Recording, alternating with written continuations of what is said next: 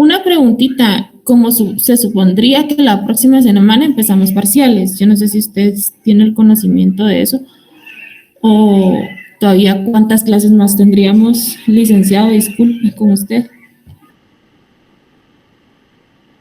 Ya, gracias. Oficialmente no han dado fecha para el inicio de los exámenes parciales. Todavía no hay calendario de exámenes. Se supone que van a comenzar, pero eso es en otro semestre. En el primer semestre van a comenzar el 9 de octubre, perdón, el 9 de noviembre.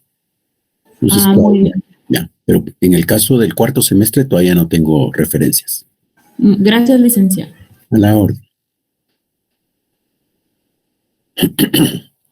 Bien, entonces, si no hay ninguna duda, si no hay ninguna inquietud más, vamos a seguir avanzando con el desarrollo del curso.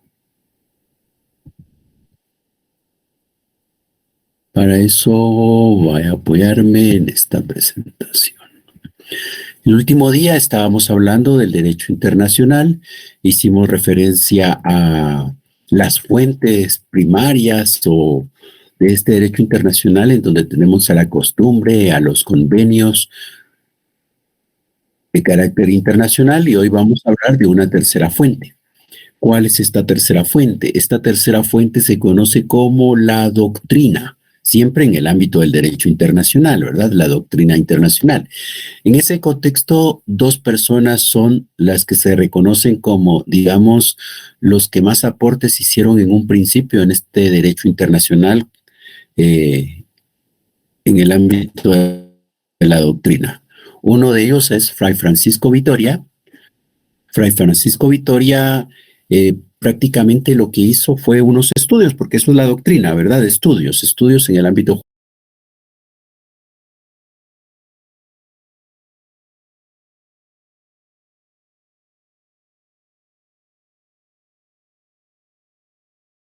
Las colonias de España y España, es decir, entre países como nosotros, que en aquel entonces, en 1483, 1546, prácticamente no existíamos como Estado, ¿verdad?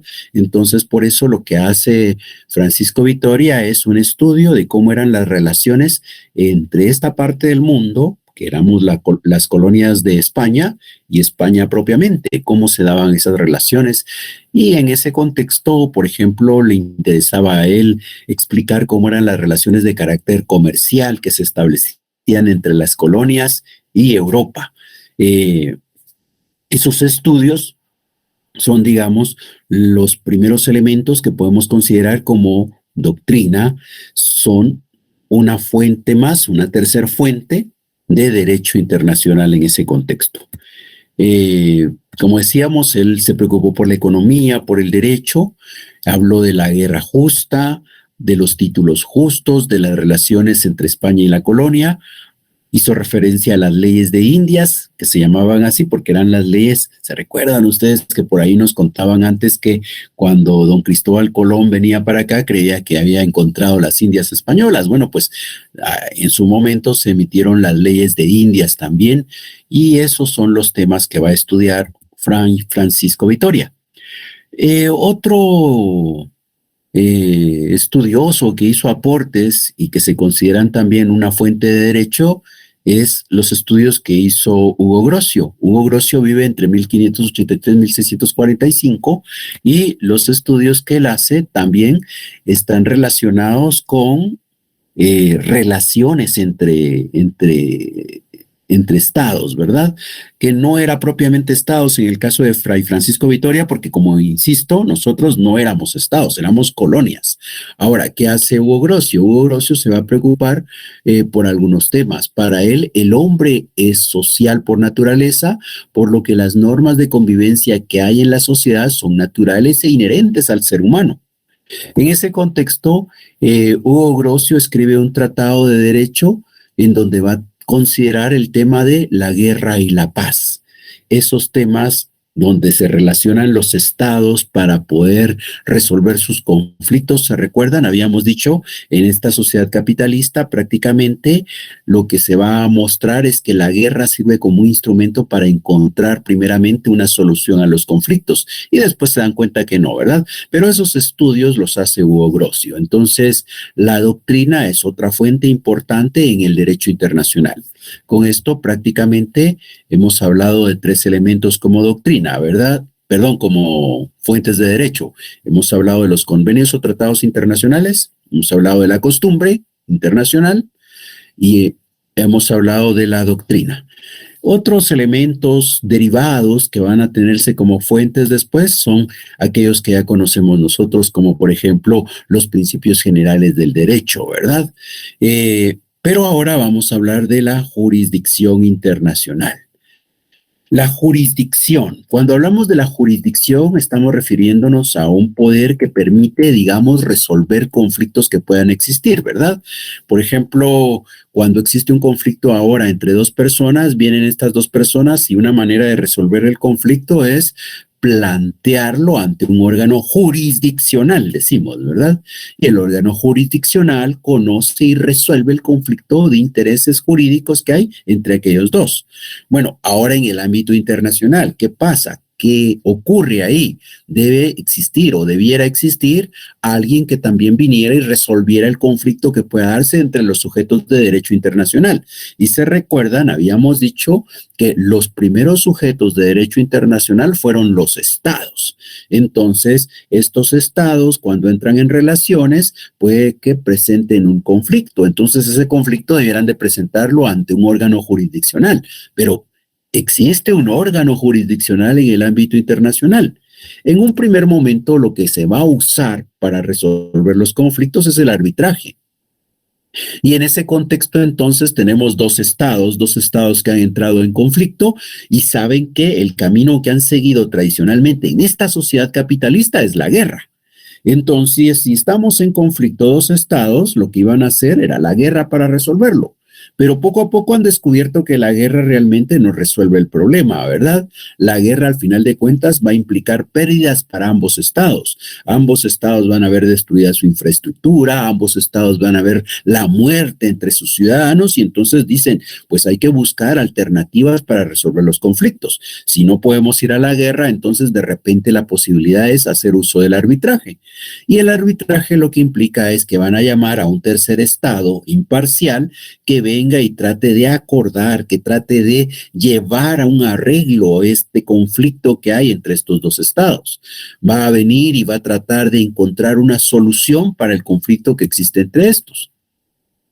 Con el paso del tiempo, recuerdan ustedes, los estados empezaron a celebrar convenios o tratados entre sí y llega un momento en el cual los estados van a empezar a conformar organizaciones de carácter internacional más complejas. La primera organización de carácter internacional que se creó, así bastante global, digamos, bastante incluyente de todos los estados que habían en la época, fue la que se conoció como la Liga de Naciones. La Liga de Naciones surgió para tratar de mantener la paz entre los estados. Pero resulta que esa Liga de Naciones que se creó en su momento no tuvo éxito. Y una muestra de eso es que después de esta Liga de Naciones se dio la Segunda Guerra Mundial. Entonces, definitivamente se da la Segunda Guerra Mundial y cuando está por finalizar la Segunda Guerra Mundial, viene un momento en que otra vez se reúnen los estados, ¿verdad? Y dicen, bueno, pues no funcionó aquel esfuerzo, ¿verdad? No alcanzó su objetivo porque al final de cuentas los conflictos no se resolvieron de otra manera que con la guerra, la Segunda Guerra Mundial. Sobre todo del lado de los países vencedores, aquellos que se conocen como los aliados, propusieron la creación de un nuevo organismo de carácter internacional que reuniera a la mayoría de los estados y que de alguna manera fuera un espacio en el cual se pudieran plantear esos conflictos y se pudieran resolver. Y es así como entonces se va a crear la Organización de Naciones Unidas, que justamente este 25 de octubre estuvo celebrando su aniversario. se va a crear mediante una carta, ¿verdad? Una carta que inicialmente va a ser firmada por 51 estados. Ahí estábamos nosotros como parte de los aliados, Guatemala, y entonces al seno de esa Carta de Naciones Unidas se va a ir definiendo que ahora ya no solamente van a estar encargados de buscar mantener la paz y la armonía entre los estados, sino también van a buscar de alguna manera promover el respeto de los derechos humanos. Y dentro de ese contexto de Naciones Unidas se va a crear la Corte Internacional de Justicia en 1945. Sus funciones principales son de resolver por medio de sentencias las disputas que se sometan por parte de los estados. Es un procedimiento contencioso entonces, contencioso porque hay contención, porque hay dos estados con posiciones diferentes. La Corte Internacional de Justicia vendría a ser el órgano de carácter jurisdiccional en el ámbito internacional que buscaría resolver esa controversia que hay, ese conflicto que existe entre los estados. La Corte Internacional de Justicia sería el órgano jurisdiccional a nivel internacional.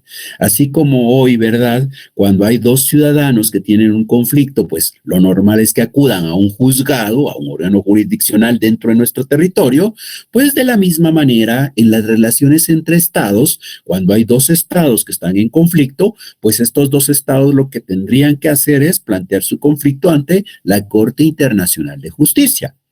Obviamente, para que estos estados puedan acudir ante la Corte Internacional de Justicia, los dos estados en su momento debieron haber aprobado aquel cuerpo jurídico que creó la Corte Internacional. Porque si hay uno que forma parte de ese acuerdo y otro que no,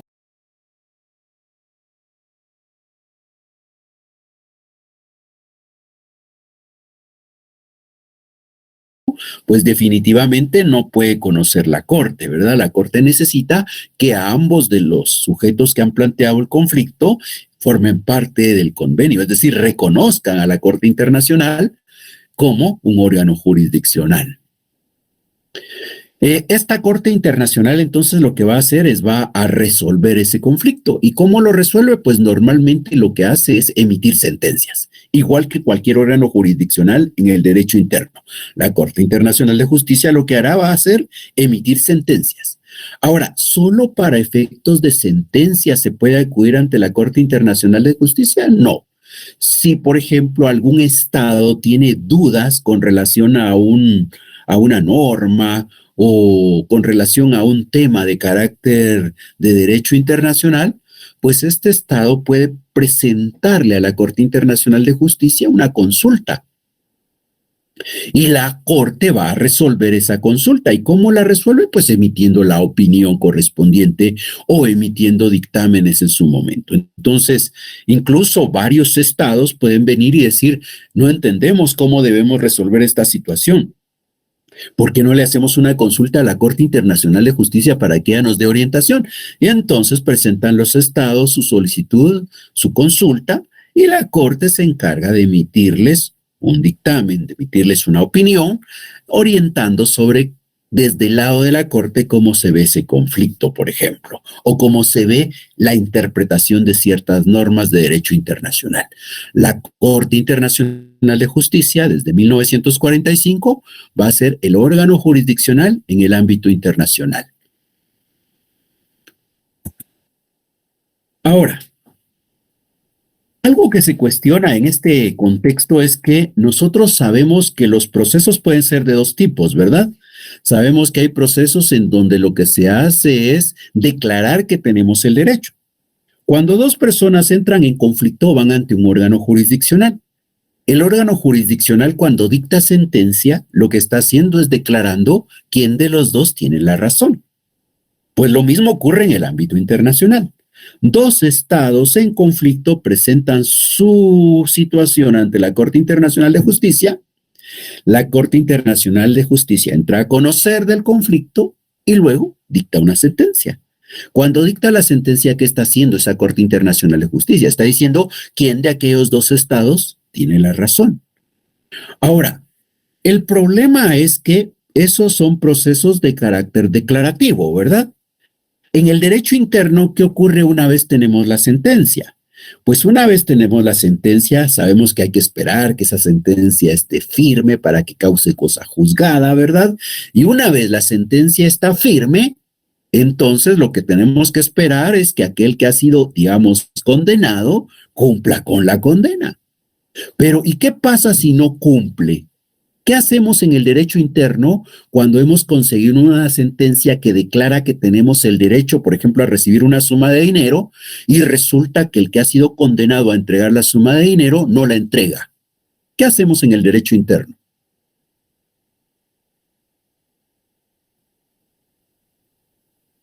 Solicitamos la ejecución de la... Muy bien. Solicitamos la ejecución de la sentencia, ¿verdad? Iniciamos un procedimiento ejecutivo.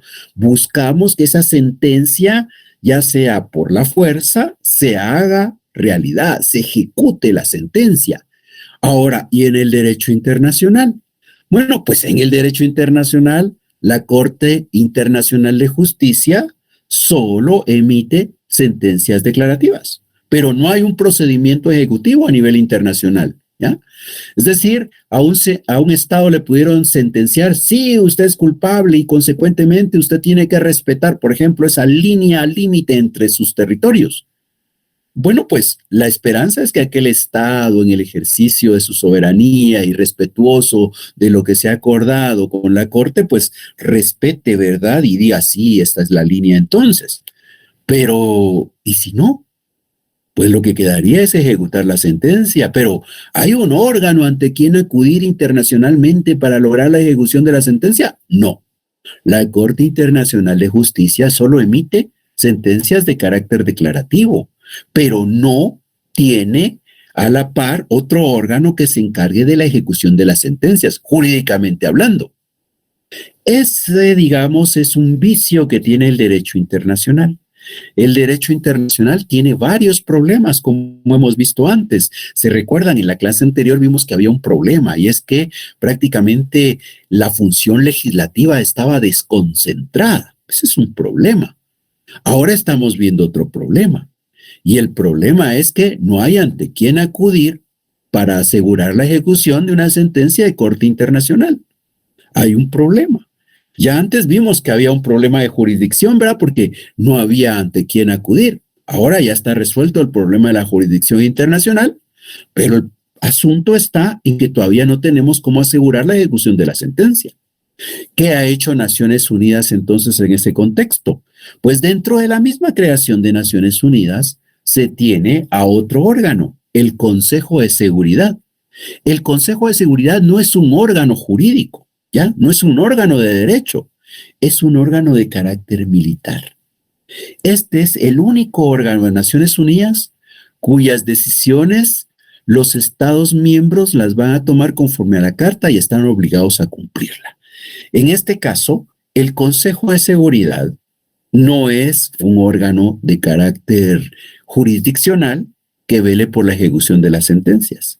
No es un órgano que sus decisiones las base en derecho. Las decisiones que se toman en el Consejo de Seguridad son decisiones de carácter militar. Van orientadas en función de intereses de seguridad nacional, no en función de los derechos de los estados. Entonces resulta que como no hay quien se encargue de velar por la ejecución de las sentencias, pues el órgano que se está utilizando es el Consejo de Seguridad. Cuando se presenta una controversia, prácticamente este es el que puede intervenir para resolverla. Y muchas veces ni siquiera se espera que haya una decisión de la Corte y el Consejo de Seguridad actúa, ¿ya? Porque es obvio, ¿verdad? El Consejo de Seguridad es un ente de carácter militar. Por tanto, no está para atender las decisiones de la Corte, no está para esperar que la Corte se pronuncie para actuar. Muchas veces, aún en contra de las decisiones de la Corte, las actuaciones del Consejo de Seguridad van en otro sentido, porque éstas obedecen más a cuestiones de carácter político. Entonces, no obstante esa debilidad que tenemos en el derecho internacional, es ese Consejo de Seguridad el que se encarga de la ejecución de las sentencias. Es obvio que no siendo un órgano de carácter jurídico, sus decisiones no están basadas en derecho y no necesariamente siempre va a asegurar que se respeten las decisiones de Corte Internacional de Justicia.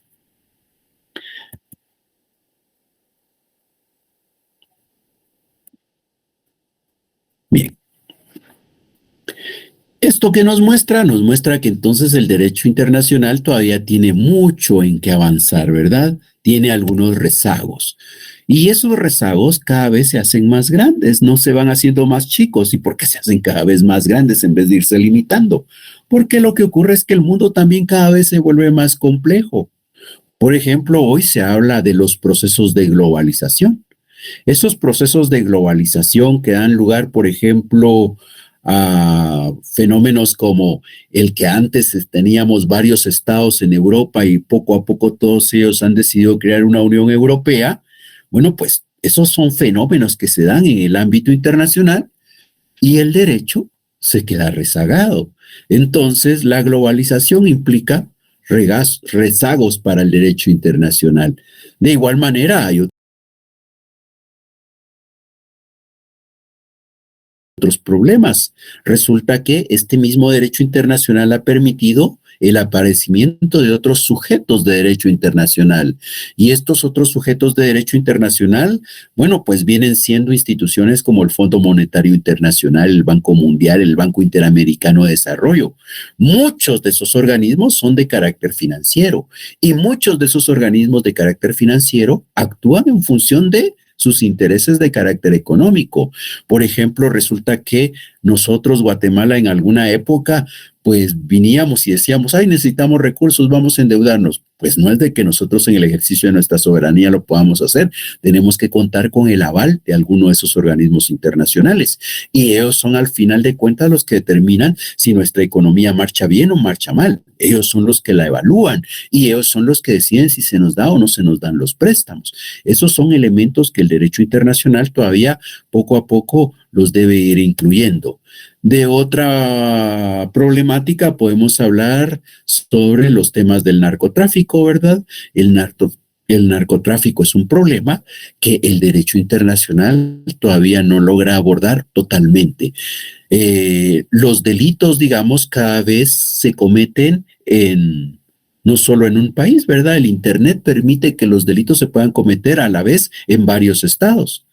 Lo normal, por ejemplo, en el derecho interno es fácil, ¿verdad? Hay una persona que ha robado en un mercado, pues todo ha ocurrido en la ciudad de Guatemala y entonces está el Ministerio Público, está el juzgado, está el acusado, está quien va a defenderlo y todo ocurre en este territorio. ¿Qué legislación vamos a aplicar? El derecho interno.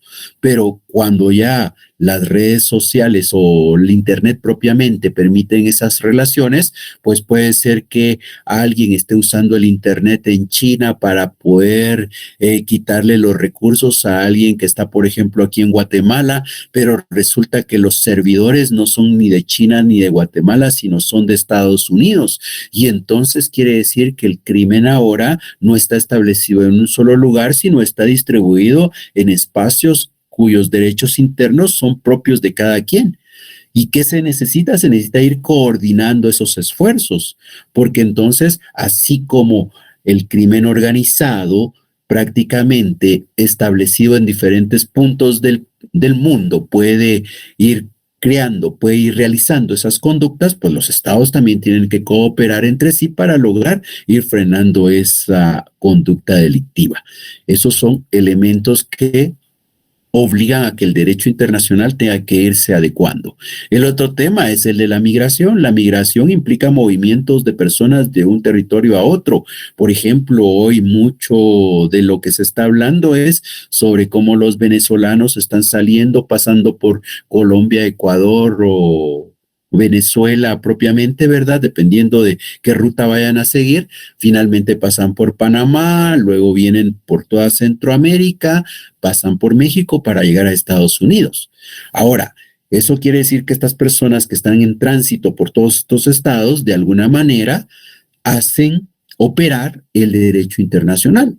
porque estas personas tienen derechos y porque hay un derecho que regula las relaciones que se van a establecer por parte de los estados con estas personas. Esos son temas que el derecho internacional todavía no aborda con plena claridad.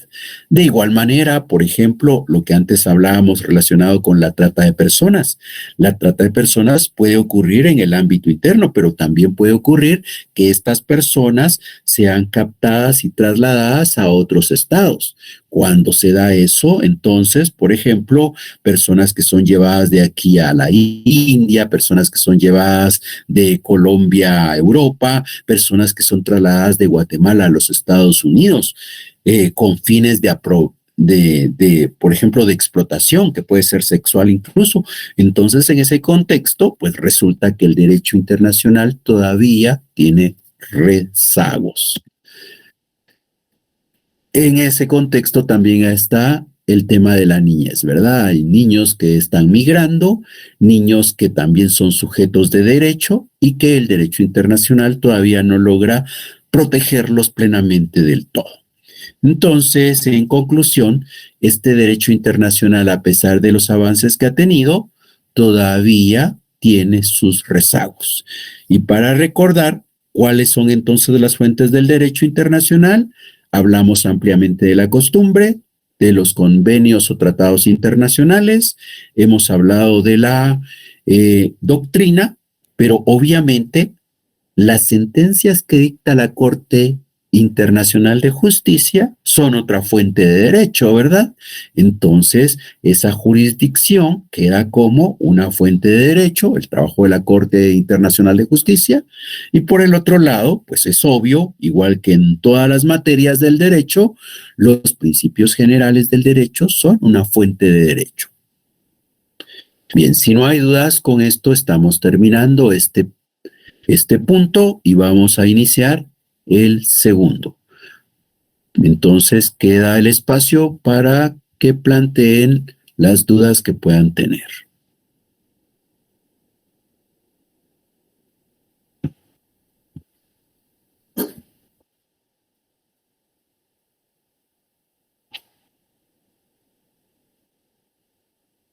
Si no hay dudas, entonces iniciamos con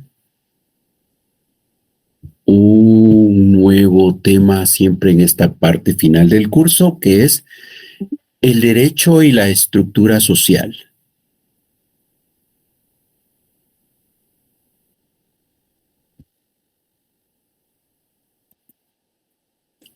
No, todavía no hemos comenzado, ya nos estamos yendo. Bien. El derecho y la estructura social, es decir, la sociedad y el ordenamiento jurídico. Ya hemos visto esto, ¿verdad? Hemos dicho que la sociedad es la que se ha encargado de crear al ordenamiento jurídico, que el derecho es un producto cultural de la sociedad. Se dice que es un producto de la sociedad porque esta es la que lo crea. Y por eso se dice también que es un elemento cultural, porque ¿qué es la cultura? Cultura es todo lo que la sociedad crea. Por ejemplo, es parte de nuestra cultura, decimos, las ruinas que están en Petén. ¿Y por qué es parte de nuestra cultura? Porque esta sociedad lo creó. Pero también es parte de nuestra cultura el cómo nos comunicamos hoy, porque cada una de las palabras que utilizamos nosotros hoy son el resultado de esta sociedad. Entonces, así como los escritorios que utilizamos, las computadoras que utilizamos, son parte de lo que nuestra sociedad ha ido creando, pues entonces esos son elementos culturales. El derecho igual. El derecho es otro producto de la sociedad. Por tanto, el derecho es un elemento cultural. El derecho es un elemento de la cultura, porque la cultura es lo que la sociedad hace y lo que logra, tanto lo que hace como lo que resulta de ese hacer.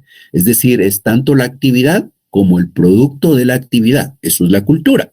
Entonces, el ordenamiento jurídico es un elemento cultural de la sociedad y hemos dicho que tiene una finalidad, ¿verdad?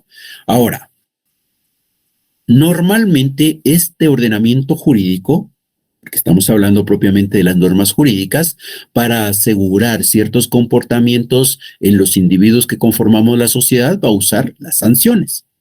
Estas sanciones, ¿qué es lo que implican? Las sanciones lo que implican es fundamentalmente un daño en la persona.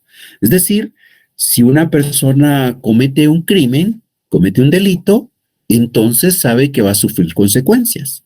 Las consecuencias que va a sufrir son daños. ¿Daños que puede sufrir en qué? Pues daños en, por ejemplo, su propiedad.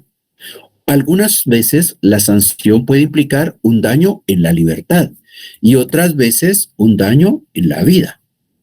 Por ejemplo, si vengo yo y resulto que voy conduciendo y me paso un semáforo en rojo, pues yo he infringido una norma. Mi conducta es disconforme. Como mi conducta es disconforme, voy a recibir una sanción. Esa sanción va a implicar un daño para mí. Por haber cometido esa infracción, por haber tenido una conducta disconforme, voy a sufrir un daño, una sanción. ¿Ese daño en qué consiste? En que, por ejemplo, va a llegar el agente de la PMT y me va a dar una boleta que dice que tengo que pagar 250 quetzales. Entonces, la sanción es esa. Tengo que pagar 250 quetzales. Pagar 250 quetzales quiere decir que implica para mí un daño en mi propiedad, en mi patrimonio. Sufro un daño en mi propiedad, sufro un daño en mi patrimonio. Pero en otras ocasiones, dependiendo de la gravedad del delito, ¿verdad? O de la falta, obviamente en este caso es del delito, pues resulta que en ese contexto, si yo vengo y termino con la vida de un semejante, pues entonces obviamente también estoy actuando en contra de una norma, estoy teniendo una conducta disconforme. Y por tener esa conducta disconforme, por haberle cortado la vida a un semejante, si recibo la sanción correspondiente, seguramente va a ser la pérdida de mi libertad temporalmente o la suspensión de mi libertad temporalmente, la suspensión de mi libertad. ¿En dónde estoy sufriendo el daño? En mi libertad. Y aunque en Guatemala ya no es aplicable y prácticamente en muchos países tampoco, de repente por ahí todavía podemos encontrar, y en nuestra Constitución figura aquello de la pena de muerte, ¿verdad? Entonces, en casos muy graves, en donde se considera que la persona, al cometer la infracción de la norma, no existe la posibilidad de que logremos que esa persona se restablezca a la sociedad, se reintegre a la sociedad, se logre su resocialización, pues entonces lo que queda es producirle un daño en la vida. En general, entonces, las sanciones implican un daño en la propiedad, la libertad o la vida.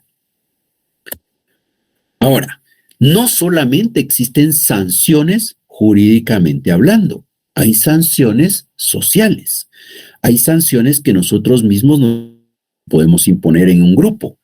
Y esas sanciones que nosotros nos podemos imponer pueden ser, por ejemplo, el ridículo, la suspensión temporal, la censura, la expulsión del grupo, sanciones pecuniarias, la privación de libertad, las privativas de la vida. En general, estas son sanciones de carácter social. Están incluidas algunas jurídicas, obviamente, ¿verdad? Pero, por ejemplo, si nosotros formamos parte de un grupo de WhatsApp y hay alguien que está perturbando la paz del grupo, pues ¿qué es lo que van a hacer? Lo van a excluir del grupo, ¿verdad? Entonces, ¿qué es lo que está ocurriendo ahí? Lo están censurando, lo están suspendiendo, lo están retirando, lo están expulsando del grupo. Esas son sanciones que se dan. Es decir, no solo las sanciones jurídicas, aquellas relacionadas con la privación de libertad, privación de la vida, existen. Las pecuniarias también dentro de un mismo grupo se pueden imponer, ¿verdad? Por ejemplo, por ahí hay personas que les gusta realizar una conducta, es un acuerdo que se llama como el cuchugual, ¿verdad? Entonces que entregan una suma de dinero periódicamente, se junta y a cada una se las van a entregar dependiendo del mes que le toque. Bueno, pues si resulta que hay alguien por ahí que no cumple con entregarlo el mes o entrega menos, pues en algún momento le ponen alguna sanción, ¿verdad? Y esa no es una sanción jurídica, es una sanción que se establece dentro del mismo grupo. Entonces hay sanciones sociales. Las sanciones sociales obviamente incluyen mucho más que lo jurídico, ¿verdad? Porque el derecho es un elemento de la sociedad, pero la sociedad no solamente tiene el derecho para regular la conducta de las personas, tiene, por ejemplo, a la iglesia, a la educación y a otros entes más, ¿verdad? Entonces, las sanciones sociales lo que buscan es, de alguna manera, asegurar ciertos comportamientos dentro de la sociedad. Entonces, tenemos un conjunto de normas sociales. así como de autoridades, poderes sociales, que no solamente el derecho es, como por ejemplo en el ámbito de la religión, ¿verdad? En el ámbito de la religión tenemos normas y hay una autoridad que vela porque cumplamos con esas normas y no tiene que ver con el derecho en ese contexto, ¿verdad? A todo ese conjunto de normas sociales que existen, así como a las autoridades que hay, a todo ese conjunto se le conoce como un sistema de control social. El sistema de control social entonces busca que todos en la sociedad nos comportemos de determinada manera. Ahí está incluido el derecho, obviamente, ¿verdad? Está incluido el derecho junto a otras normas y por eso hablamos de normas sociales. Hemos dicho, las normas sociales no bastan, es necesario tener a la autoridad, entonces también es necesario tener los procedimientos para la aplicación de esas sanciones correspondientes. Y ese conjunto de normas, de autoridades, de procedimientos, eso es el sistema de control social. Ahora, ¿qué se conoce por control social? A una serie de medidas, valores y acciones implementadas para asegurar el orden de la sociedad. Existen otras formas de mantener el orden en la sociedad. Entonces, esto es el control social. El control social es el que, por ejemplo, le va a permitir al Estado que no hayan manifestaciones. El control social es el que le va a permitir al Estado que las personas, aun cuando saben que los recursos se están perdiendo, no se organicen para protestar. El control social es el que va a mantener a las personas en una situación en particular. Entonces, en ese contexto, se conoce por control social una serie de medidas, de valores, de acciones implementadas para asegurar un orden en la sociedad, un orden que es el que a alguien le interesa, el que a alguien le conviene, que no tiene que ver en este contexto, al hablar de control social, como aquel que tiene la sociedad sobre el quehacer de los funcionarios públicos. A veces se habla de control social sobre los funcionarios públicos, se habla de la auditoría social, ¿verdad? Pero en este contexto no estamos hablando en esa acepción, nos estamos refiriendo a lo que existe en la sociedad para poder mantener el control sobre esa población. Y ahí, pues hay muchos mecanismos para mantener el control. Cuando las personas, por ejemplo, quieren protestar porque no están de acuerdo con algo, la represión violenta puede ser un medio para mantener el control social. Las amenazas son un medio para mantener el control social. Si, por ejemplo, sabemos que las personas se están organizando para poder luchar contra algún fenómeno que se está dando dentro de nuestra sociedad, pues alguien puede venir y hacer uso de las amenazas para que no se organicen. También es posible usar el derecho mismo. El derecho puede ser utilizado para mantener un control dentro de la sociedad. La propaganda, las técnicas educativas, porque la educación al final de cuentas es una herramienta para mantenernos controlados. La influencia de los líderes, tomar a los líderes, tratar de convencerlos de que guíen a la población de una determinada manera, es una forma de tener el control social. Por ejemplo, por ahí se cuestiona mucho que en materia de educación, pues resulta que el gremio magisterial normalmente es controlado por un líder, ¿verdad? Y ese líder normalmente está vinculado con la autoridad pública. Entonces, es la forma que la autoridad ha conseguido para mantener un control sobre un gremio, por ejemplo, ¿verdad? La violencia material directa es otra manera de mantener un control sobre la sociedad. Los fraudes, los engaños, las mentiras son formas de mantener un control sobre la sociedad. La administración de la riqueza también, de alguna manera, el tener a las personas sin recursos hace que no estén dispuestas a organizarse o no puedan organizarse para poder manifestar. Entonces, saber cómo administrar la riqueza es un elemento, y la religión, como hemos dicho antes, ¿verdad? Normalmente la religión es un medio de control social.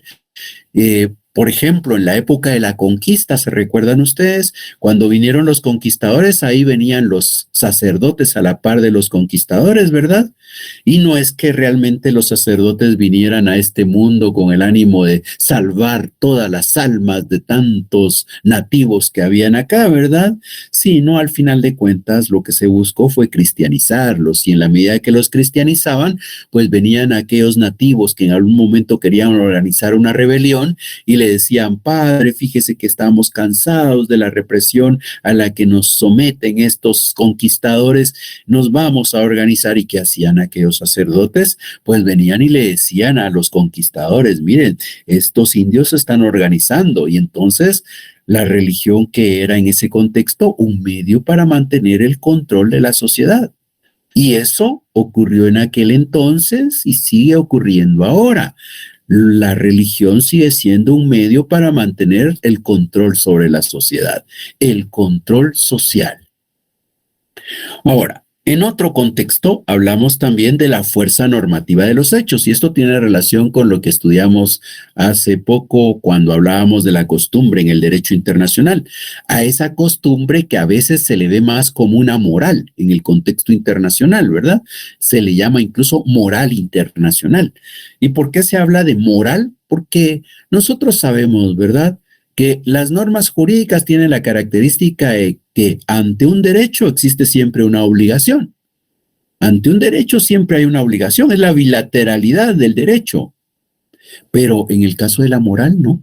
En el caso de la moral, bueno, pues puede ser que yo esté cumpliendo con algo, pero pasado el tiempo no me pueden exigir que cumpla. Es algo así como que, por ejemplo, hay una persona que pide limosna en la calle y vengo yo, y como soy una persona piadosa, paso todos los días y le doy un quetzal, le doy un quetzal, le doy un quetzal.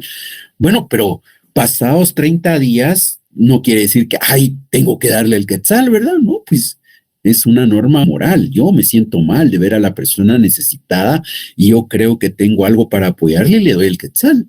Pero no quiere decir que después de 30 días, como yo no le di el quetzal, en el día 31 viene la persona y me dice: hey, usted se está yendo, ¿qué pasó? No me dio mi quetzal. Pues no me puede exigir nada, ¿verdad? Porque yo he decidido darle el quetzal. Pero ella no tiene el derecho como para exigirme que yo tenga que darle el quetzal en el día 31. Entonces, por eso ahí no hay bilateralidad. No existe la bilateralidad en las normas morales. Y eso es lo que ocurre en el derecho internacional. ¿Se recuerdan? Entonces decíamos que el problema de la coercibilidad de las sentencias. Entonces, por eso es que al derecho internacional normalmente le llaman moral internacional. A la costumbre internacional, moral internacional. Pero volviendo acá, la fuerza normativa de los hechos tiene esos dos elementos, ¿verdad? La repetición de un hecho, y esa repetición de un hecho hace que en nosotros nazca aquella necesidad de querer volver a hacer esa misma conducta. Y esos son los dos elementos: la repetición de un hecho, que es el elemento de hecho, y luego lo que surge en nuestra conciencia, que es un elemento de carácter psicológico. La fuerza normativa tiene esos dos elementos: por un lado la repetición, y por el otro lo que se produce en nuestra conciencia, un elemento de hecho, un elemento psicológico. Existe una tendencia del ser a convertirse en el deber ser. O sea, este hecho, que es el ser, poco a poco hace nacer un deber ser.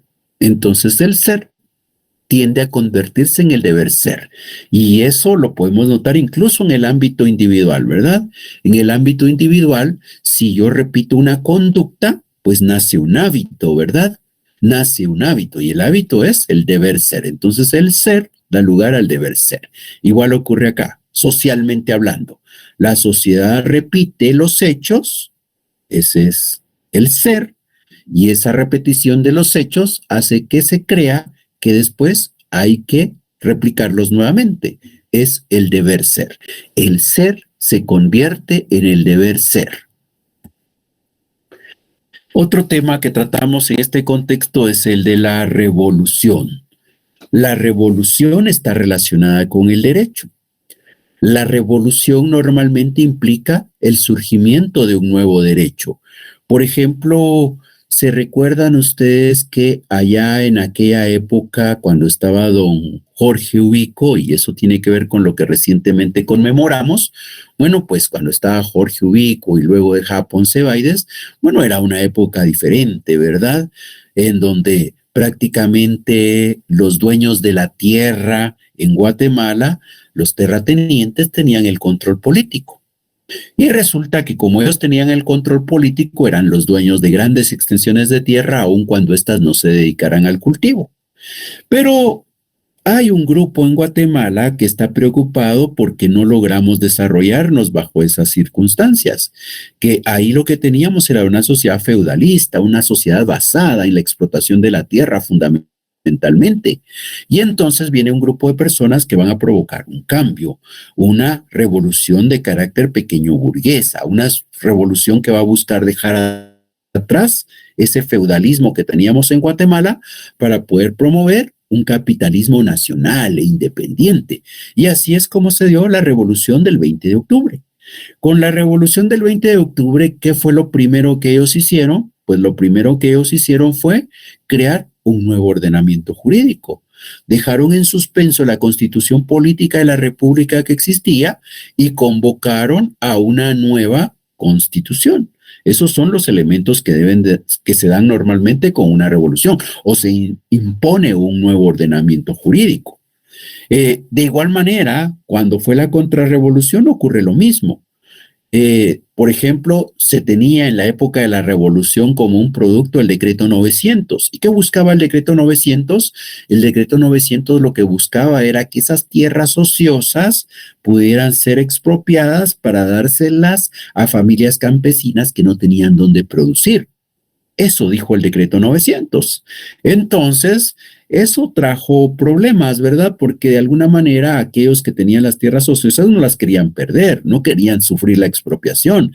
Y como algunos de los afectados eran parientes, amigos, familiares de algunos que tenían poder en los Estados Unidos, pues se comunicaron y vino a Estados Unidos y le puso fin al movimiento revolucionario. ¿Y qué fue lo primero que hizo? Obviamente, ¿verdad? Derogó el decreto 900, dejó sin efectos jurídicos al decreto 900. En su lugar creó otra ley, ¿verdad? La ley de transformación agraria. ¿Qué nos muestra eso entonces? Esos movimientos violentos que implican una revolución siempre hacen nacer un nuevo derecho. Ahora, ese derecho que nace, ¿por qué es aceptado? ¿Por qué, por ejemplo, durante la revolución fue aceptado por muchos el decreto 900? Pues fue aceptado por muchos porque para la mayoría parecía un conjunto de normas que podían ayudar al desarrollo del país. Entonces, el derecho que surge con una revolución se va a apoyar, va a lograr respetarse, va a lograr ser aceptado porque se considera más justo. Pero también va a ser aceptado porque hay alguien que lo está imponiendo haciendo uso de la fuerza. Entonces, esos son dos elementos que hacen que ese nuevo derecho sea aceptado. Se acepta por una parte porque se considera más justo por esas mayorías que han dirigido la revolución, y por el otro lado, también se aprovecha. ¿Por qué? Se respeta. ¿Por qué? Porque al final de cuentas existe la fuerza del que ha logrado el poder para imponer su voluntad. Otra relación que vamos a estudiar acá es la que existe entre el derecho y las clases sociales. El derecho y las clases sociales, ¿cómo se relacionan? Esa relación la vamos a considerar desde dos puntos de vista. Una es del materialismo histórico, aquel que vimos que fue promovido por Carlos Marx, Federico Engels y Lenin en su momento, y otro es el reformismo capitalista. El materialismo histórico, ¿qué nos dice en cuanto a cómo se relacionan las clases sociales y el derecho? Dice que las clases sociales, pues vamos a notar que en las clases hay dos clases sociales. Hay una clase social que es la dominada y una clase social que es la dominante. Hay dos clases fundamentales siempre en estas sociedades en donde existe la propiedad privada, dice el materialismo histórico. Cuando hay propiedad privada hay unos que tienen y otros que no tienen. Los que tienen son la clase dominante, Los que no tienen, la mayoría, son la clase dominada. Ahora, ¿cómo son estas relaciones con el derecho? El materialismo histórico lo que dice es que el derecho no es creado por las dos clases. Hay una clase que se va a encargar de crear el derecho. ¿Qué clase crea el derecho? Es la clase dominante la que va a crear al derecho. El derecho no es creado, según el materialismo histórico, por toda la sociedad. El derecho es creado únicamente por una parte de esa sociedad. ¿Quién es? La clase dominante. Por ejemplo, hoy se protege la propiedad privada, ¿verdad? ¿Y a quién le conviene que se proteja la propiedad privada? A los que son propietarios de grandes riquezas. Entonces, ellos son la clase dominante y por eso el derecho protege la propiedad privada. Entonces, la clase dominante va a crear al derecho y con el derecho lo que va a buscar es mantener bajo control a la clase social dominada. El derecho, por eso dice el materialismo histórico, por eso decía Carlos Marx, el derecho es la expresión de la voluntad de la clase dominante y sirve como instrumento para mantener sojuzgada a la clase dominada. Así ve el materialismo histórico la relación entre las clases sociales y el derecho. Ahora, ¿qué ocurre del otro lado, en el reformismo capitalista? En este se cree que el derecho no, el derecho es creado por toda la sociedad, ¿verdad? Y como el derecho es creado por toda la sociedad, el derecho es creado para proteger a toda la sociedad. El derecho se ve como que si fuera un paraguas que se abre y viene a protegernos a todos por igual, a todos los sectores sociales. En el reformismo capitalista no se habla de clases sociales, se habla de sectores sociales. Y esos sectores se pueden formar con base a cualquier criterio. Por ejemplo, en donde viven. Entonces hay un sector en el área urbana y otro en el área rural. O puede ser considerado, por ejemplo, por el nivel de formación que tienen. Y entonces hay quienes no han ido a la escuela, hay quienes han llegado a la primaria, hay quienes a la secundaria, hay quienes al nivel superior. Es decir, los sectores utilizan cualquier criterio para poder conformarse. Pero esos sectores, que no importa cuál criterio utilicemos, vienen todos y ellos van a incidir en la creación del derecho. Y han creado el derecho ¿para qué? Para protegerse todos por igual, porque al final el derecho lo que busca es que todos estemos bien, que todos convivamos en armonía, que no nos dañemos entre sí los unos a los otros, que se respete lo que cada quien tiene. El derecho en el reformismo capitalista entonces viene a ser como ese paraguas que va a proteger a todos por igual. Nos damos cuenta de la diferencia. En el materialismo histórico dicen que el derecho no es para todos por igual. Ahora, en la práctica nosotros vamos a poder encontrar distintos ejemplos tanto para fortalecer una posición como otra. ¿Cuál se tome? Eso no importa para efectos del curso, pero lo que sí interesa es que sepamos que existen dos posiciones al respecto. Bien, otra relación que interesa es la que se da entre la economía y el derecho. ¿Cómo se relaciona la economía y el derecho? Y otra vez vamos a hablar de Carlos Marx por un lado. ¿Y cómo dice Carlos Marx que es esa relación? Pues para Carlos Marx hay una base económica. ¿Y cuál es la base económica? Pues la base económica son las relaciones sociales que establecemos nosotros cuando producimos, distribuimos, intercambiamos y consumimos. Esas relaciones económicas son la base económica. Y dice Carlos Marx que esa base económica va a crear una superestructura y que dentro de esa superestructura vamos a encontrar instituciones como el Estado, pero también vamos a encontrar al derecho. Entonces, dice Carlos Marx que el derecho es un elemento creado por esa base económica y que lo que va a buscar es mantenerla. Esa base económica, por ejemplo, lo que implica son relaciones económicas, ¿verdad? Y en esas relaciones económicas hay quienes tienen medios de producción. Esos que tienen los medios de producción en propiedad vienen y dicen, vamos a crear una superestructura para que no nos quiten esos medios de producción. Y dentro de esa superestructura hay un componente que es el derecho. El derecho busca que aquellos conserven la propiedad sobre los medios de producción. Así es como se relaciona Así es como se relaciona la economía y el derecho según Carlos Marx. Ahora, Rodolfo Stambler, por ejemplo, dice las cosas de otra manera. Para él, la cuestión está en que el derecho realmente no es el resultado de lo que pasa en la economía. Para él, el derecho es lo que existe primero y el derecho es el que hace que exista la economía. Es decir, dice este señor, por ejemplo, ¿por qué existen las empresas?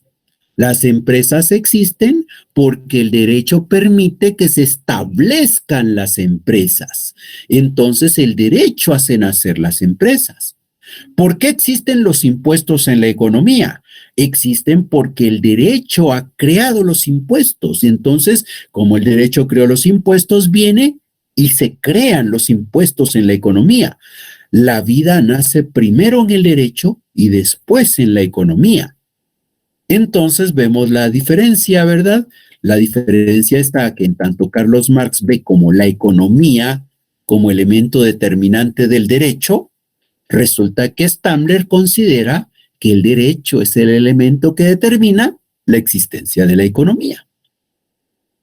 Bien, entonces ahora hablamos sobre la relación entre el derecho y el poder. El poder. El poder es al final de cuentas el que normalmente permite que podamos crear derecho, porque los que tienen el poder son los que pueden crear las normas. Entonces, esa es una posición. Y ejemplos en la historia hay abundantes, ¿verdad? Sobre cómo el que logra el triunfo es el que impone las normas. Entonces, en ese contexto, la historia lo que nos muestra es que el poder es un elemento que permite la creación del derecho. Pero no es que solo creamos al derecho, ¿verdad? Si tenemos el poder, vamos a crear el derecho. Pero ¿para qué lo creamos? Para conservar el poder. Entonces hay una relación de doble vía. Creamos con el poder, creamos el derecho y con el derecho logramos la conservación del poder. Bien, ¿alguna duda?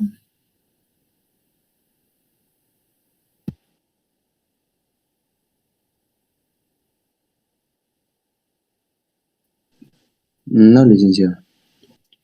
Muchas gracias.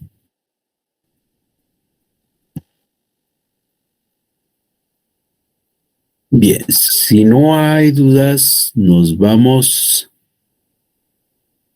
a quedar acá y seguimos en la próxima clase. Sí, Alan. Solo, perdón, si tenía una duda.